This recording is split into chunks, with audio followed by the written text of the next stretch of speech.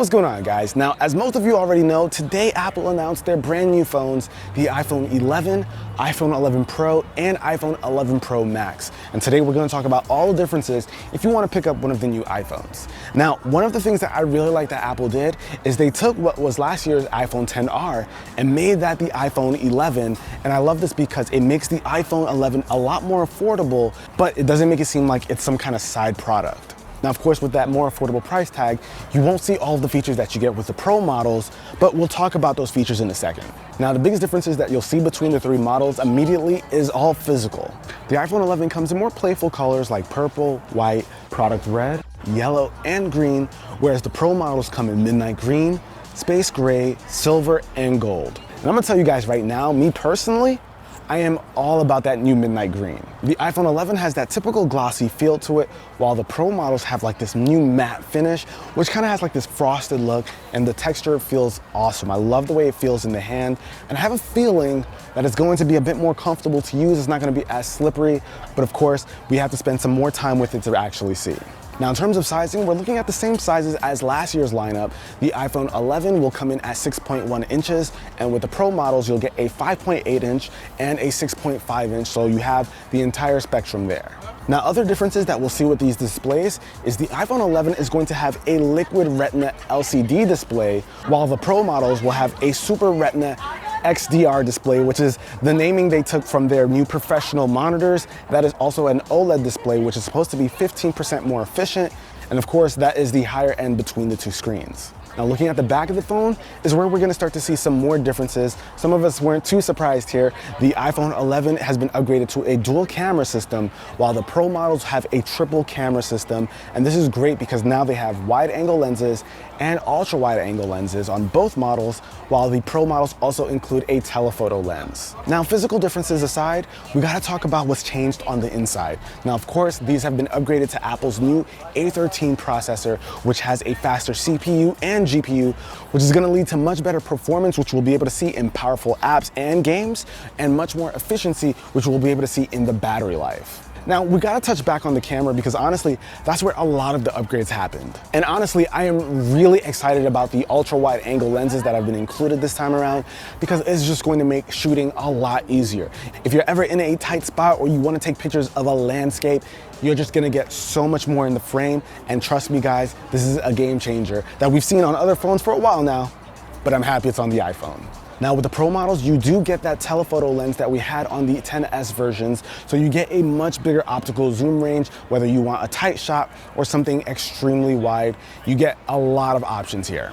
And one thing I'm really happy about is that Apple introduced a night mode. So that's something we've seen with the Pixel and Samsung phones, where you're gonna be able to take a shot that's completely in the dark and make it a usable shot. Now, you can't turn this mode on manually. It's automatic. Once the camera detects that there isn't enough light for a good shot, it automatically turns on the night mode and you're able to get that shot off. For all my iPhone users out there who have never had experience with this mode, I am telling you now, you are going to love it if you take any kind of night photography.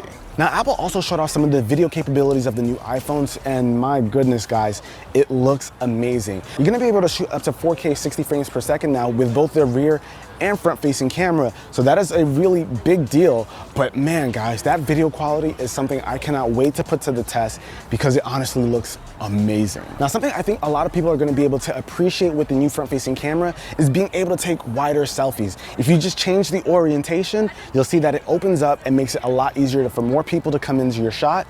Or if you want, you can just hit a button and it also widens it. But I think this is something that's going to make a lot of people happy. Ari, I know you're one of them. They also introduced this thing called slophies, which is basically a slow motion selfie video. Not for me, but I think it's gonna be interesting for anyone with some hair to get some really cool stuff off with it. Now, there's something that I feel like will probably go over some people's heads, and that's the ability to switch between the three cameras smoothly without having any color shift.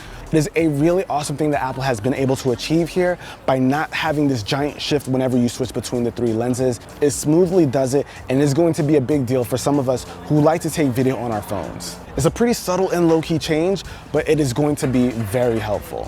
Now, Apple also introduced this quick video mode, which is basically a page out of Snapchat or Instagram's book, by allowing you to take a video by just pressing the shutter button and it starts shooting the video immediately. And once you release, video stops shooting.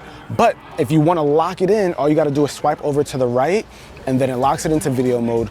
And I'm telling you, this is a really cool feature. Instead of having to swipe through, you get that video going a lot quicker. Now, of course, you have the typical stuff like water resistance and fast charging.